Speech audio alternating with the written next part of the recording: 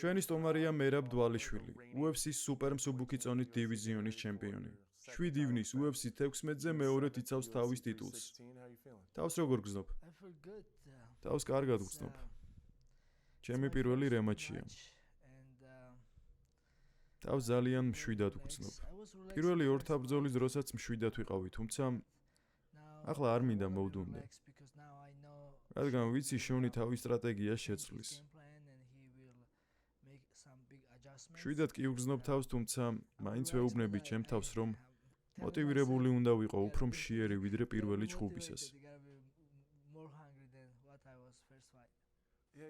შენი კარიერა დრაკონების განგმირვით ააწყე. ისეთ ტიპებს შეერკინე, ვინებთანაც ჩხუბი არავინ ისურვა. ჟოზე ალდო ჰენრის ეხუდო მაგალითად. შონ ომალის ქამარს ართმევ და შემდეგ უმარს უპირისპირდები, რომელთანაც ჩვენს დივიზიონში ჩხუბი არავის სურდა, თუმცა შენ მარტივად დაამარცხე იგი. შონ ომალისთან რემატჩი როგორ ჩაინიშნა? UFC-ს ოფისში როცა ვიჯექი და ვესაუბრებოდი მათ, მე ვთქვი, რომ ჭორებმა და შეურაცხყოფებმა დამყარა.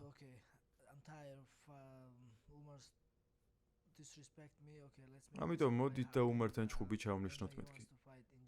ვიცოდი, რომ იანვარში უნდოდა ჩხუბი, მიუხედავად იმისა, რომ ტრამვირებული ვიყავი, ამის სურვილი მქონდა. შეიძლება თებერვალში ან მარტშიც. ყოველივე ეს როცა განვაცხადე და ვთქვი რა როგორ იყო, იმავე დღესვე გადავწყვიტე ბრძოლას დავთანხმებულიყავი და ღმერთის ნებით თუ გავიმარჯვებდი, ვთქვი რომ მალევე მინდოდა ჩხუბი. მინდა რომ სულ დაკავებული ვყავდე მათ. მარტშიც და აპრილშიც ვიჩხუბებ, ან თავად როგორც უნდათ. ისინიც დამთანხმდნენ. თქვენს რომ შონ ომალისთან ჩხუბი ჩემთვის კარგი იყო, კარგი რემატჩი. ჩხუბის შემდეგ, როცა უმარი დავამარცხე, UFC მირეკავს და მეკითხება. აქ მაიამიში აპრილში მირჩევნია ჩხუბი თუ ივნისში ნიუ-ჯერსიში.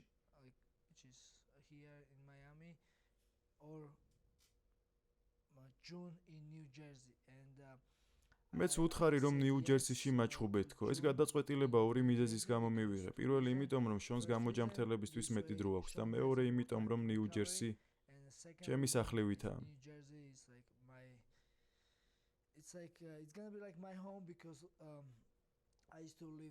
ნიუ-იორკში ვცხოვრობდი, მანდ ვარჯიშობდი. სერა ლონგოს ჯგუფს ისევ წარმოვადგენ. ბევრი ქართველი ცხოვრობს ნიუ-იორკში, ნიუ-ჯერსიში და ფილადელფიაში. მანდ ჩემი სახლივით იქნება. ჩემი თანაგუნდელები და თანამემამულეები მანდ იქნებიან და მე მიგულშემატკივრებენ. რა გიჯდება შონ ომალისთან ჩხუბი? ფინანსურად გეკითხები, რადგან ის პოპულარულია და ბევრ თვალს იზიდავს. ეს ჩხუბი თავისთავად ჩვენს ბრენდსა და შემოსავალს ეხმარება. კი, რა თქმა უნდა, დამეხმარება, რადგან დიდი ბრძოლა შედგება.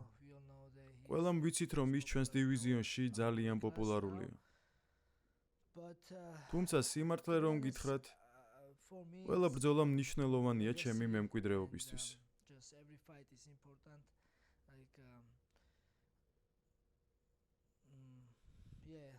ამ ბრძოლას მოუთმენლად ველი. მინდა რომ ის დავაფინიშო. მინდა კრივი და კიდევ ბევრი სხვა რამ ვცადო, ვიცი რომ შონი თავის სტრატეგიას შეცვლის. ამბობს რომ 70%-ით უკეთესი ვერსია იქნება და მინდა რომ ეს თავად ვიხილო და გამოვცადო. ნამდვილად მოუთმენლად ველი.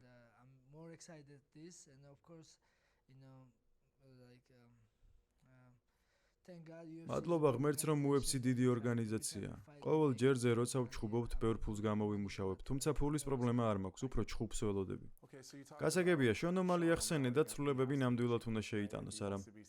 თუ უნდა რომ წარმატებას მიაღწიოს, მაშინ რამე უნდა შეცვალოს და ასეც მოიქცა. ცხოვრებისეულ სტილში ბევრი რამე შეიტანა, ასევე ვარჯიშებიც, ტრამვა აღარ აქვს და ახლა ხანს ჩაიტარა ოპერაცია. როცა იმარჯვებ და შემდეგ რემატჩს მართავ, შენ სტილში რაიმე ცვლილების შეტანა ან შეცდომის გამოსწორების სირთულე ხომ არ არსებობს? როგორ უმკლავდები ამას, თუ გავითვალისწინებთ შენს წარმატებას? შონი დაამარცხე, შენი დივიზიონის ბუგიმენი უმარიც დაამარცხე. როგორ ახდენ ზრდაზე კონცენტრირებას, თუ გავითვალისწინებთ იმ ფაქტს, რომ რასაც უკვე აკეთებ შესანიშნავად მუშაობს? აქამდე ნაბიჯ-ნაბიჯ ვაქცევდი ყურადღებას ყველა შემდეგ ჩხუბს, შემდეგ ოპონენტს და შემდეგ გამოწვევას. როგორც უკვე ვთქვი, ეს რემატჩი ცოტა უცნაურია ჩემთვის, რადგან რთულია მოტივირებული ვიყო იგივე ტიპს ვეჩხუბები და ვიცი, რომ ამჯერად ის უფრო სახიფათო იქნება. პირველი ჩხუბისთვის მზად ვიყავი, გეგმა შემუშავებული მქონდა, ვიცოდი, რომ იმუშავებდა მის წინააღმდეგ. მასაც ჰქონდა გეგმა შემუშავებული, თუმცა ამ გეგმის შეჩერება მოვახერხე. ახლა არ ვიცი მას რა აქვს შემუშავებული. ჩემი აზრით ალბათ დასაწყისშივე შემომიტევს ან კრივით, ან ბოდიქიქებით, რადგან ჩხუბის დროს მას უცდიდი დისტანციას ვიჭერდი. ყოველ ჯერზე როცა მიახლოვდებოდა ძირს გადამყავდა. ამჯერად როგორც უკვე ვთქვი, ყველაფერი სხვანაირად იქნება. ზოგადად ყველა ჩხუბი ახალი გამოცდილებაა, ხომ გესმის? ყველაფრისგან გაკვეთილის მიღება მინდა. თავდაუზოგავად შრომას ვცდილობ, სადაც არ უნდა ვიყო მაშინაც კი როცა ვმოგზაურობ, აი აქაც მაიამიშიც. გარე ძალიან ლამაზია, თუმცა საღამოს გავალ და რამე სპორტულ დარბაზს ვნახავ. ჩემი მეგობარი დენის ბუზუკიაც აქ არის ჩემთან ერთად. შეიძლება სადმე სპორტულ დარბაზში ან ზღვის პირას ვივარჯიშოთ. ერთად ვირბენთ და მსგავსი რამეები. მძიმე სამუშაოს რომ არ ჩამოვრჩეთ. ლონგოსა და ვაიდმენის გუნდის ბიჭებთან დიდი ხანია ვმეგობრობ. ისინი ბევრს მიყვებიან შენს წარმატებაზე, როგორი მხიარული და კარგი თანაგუნდელი იყავი. თუმცა შენ რეალური ხასიათი პიროვნება UFC-ში მხოლოდ ბოლო 3-4 ბრძოლის დროს გამოამშრომლე. რას ფიქრობ, ამის კატალიზატორი რა გახდა? გულისხმობ იმ შენს ცეკვებს და ზურგზე კოცნას, რომელიც შენ საჩუქე ჩხუბის დროს.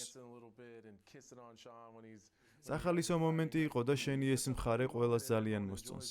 რამ განაპირობა შენი ამ ხასიათის გამოჩენა? რამდენიმე მიზეზია ამისთვის. პირველი ის, რომ ინგლისური უკეთესად ვისწავლე. UFC-ში მეტი ჩხუბი მქონდა, უფრო კომფორტულად გრძნობდი თავს და ასევე გავაცნობიერე მიუხედავად იმისა, რომ ვიმარჯვებდი ქამარზე, ბრძოლას არ მთავაზობდნენ.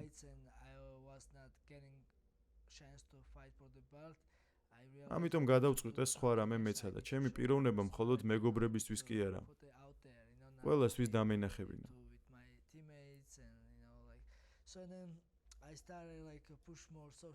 როგორც უკვე მოგვიხსენება, შემდეგ სოციალურ მედიაში დავიწყე აქტიურობა. თანდათან უკეთესი ვხდებოდი, უფრო დომინანტური პოზიცია მეკავა. მაგალითად, როცა ჰენრის ვახშობდი და მარკ ცუკერბერგს ვესაუბრებოდი ან შონის კოცნიდი ზურგზე. მსგავსი რაღაცეები.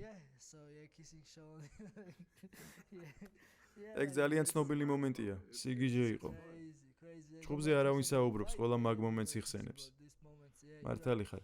მოკლედ ყველაფერი ეს ერთად აღებული არის ის, რამაც უფრო თავდაჯერებული გამხადა. ერთობი. ერთობი. ზუსტად. პოზიტივი მომწონს. მაშინაც როცა ვჩხუბობ, პოზიტივს ვეძებ. შენი შემდეგი ვიდეო რა იქნება ინსტაგრამზე? არ ვიცი, შონზე რაღაც იდეები მქონდა, მაგრამ არ ვიცი ძმაო.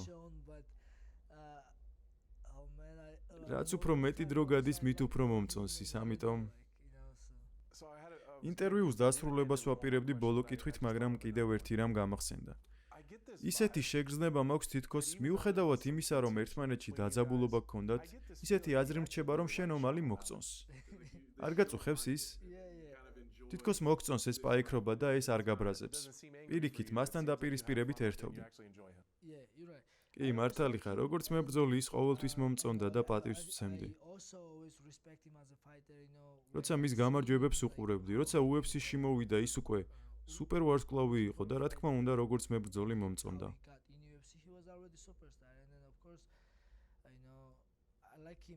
ის საინტერესო ინდივიდია. მასთან ჩხუბი მინდოდა, თუმცა მაშინ ყურადღებას არ მაქცევდა. ამიტომ მისი დევნა დავიწყე და ვაშაყირებდი.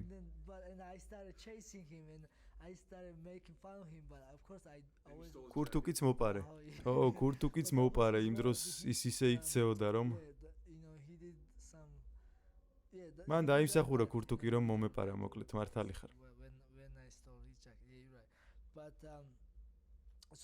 იმ დროს მასთან ჩხუბი მინდოდა, ჩემპიონი იყო და ამიტომაც ვაშაყირებდი. ახლა კი აქ ვიმყოფებით. ახლა აქ ვართ. გასაგებია, მოკლედ 7 ივნისს იჩხუბებ, გაიმარჯვებ, ტიტულს დაიცავ, შონომალის მეორე დაამარცხებ. რას აპირებს მერაბი შემდეგ? ღმერთის ნებით იმედია ასე მოხდება. ძალიან ბევრს ვშრომობ გამარჯვებისთვის, რომ დავიცვა ჩემი ქამარი მეორედ. და როგორც უკვე ვთქვი, მარტივი ჩხუბი არ იქნება. ეს გამოწვევა იქნება ჩემთვის. ხოლო ამის შემდეგ მინდა დაკავებული ვიყო. მხოლოდ ერთი თვით შევისვენებ და შემდეგ სავარჯიშო კემპს დავუბრუნდები. და ამით დავკავდები. ასევე მოვისმინე, რომ გვადალახარაში, მექსიკაში ჩატარდება ჩხუბი. მანდაც ვიჩხუბებდი, ნიუ-იორკშიც, ან დეკემბერში ვეგასშიც ვიჩხუბებდი. მოკლედ ნახოთ როგორ იქნება. იმედია ამ ბრძოლის გარდა კიდევ ორს მოვასწრებ წელს. ნახოთ თუ მომცემენ. კი, სურვილი მაქვს. კი, აი ასე მოუთმენლად ველი ამას. უბრალოდ მინდა დაკავებული ვიყო, რადგან კარგ ფორმაში ვარ. როცა ბევრჯერ ჩხუბობ UFC-ში ყველაზე დაკავებული მებრძოლი გამოდიხარ. და როცა ჩხუბები გაქვს ჩანიშნული, უფრო მეტად დისციპლინირებული ხარ, უფრო ჭკვიანი ხარ, დროს არ კარგავ, ხომ გესმის? როცა არ ჩხუბობ, ყოველთვის არის იმის შესაძლებლობა, რომ სადმე გაფრინდე სხვა შტატში ან ქვეყანაში. ჩხუბი როცა გიწევს მარტივია ასეთ შესაძლებლობებზე უარის თქმა. ბოლოს გავაცნობიერე, რომ უმჯობესია უბრალოდ ჩხუბობდე, ვარჯიშობდე და სოციალური მედიისთვის ვიდეოებს აკეთებდე. კარგია ეს რა თქმა უნდა, ბევრს შეუძლია TikTok-ზე მსგავსი ვიდეოების გაკეთება, თუმცა ჩხუბი არ შეუძლიათ. მე კიდევ მინდა ვიჩხუბო. კარგი მერაბ, UFC 316-ზე წარმატებას გისურვებ. ამ სპორტში ყველა მიცის, რომ შენ ერთ-ერთი ხარ, ვინც თავდაუზოგავად შრომობს, ამიტომ გაფასებ ამისთვის. მადლობა ანტონი, მეც გაფასებ.